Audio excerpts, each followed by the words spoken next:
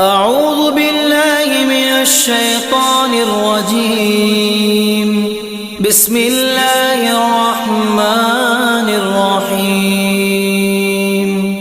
يا أيها المزمل قم الليل إلا قليلا نصفه أو انقص منه قليلا أو زد عليه ورتل القرآن ترتيلا إنا سنلقي عليك قولا ثقيلا إن ناشئة الليل هي أشد وطئا وأقوم قيلا إن لك في النهار سبحا طويلا واذكر اسم ربك وتبتل إليه تبتيلا.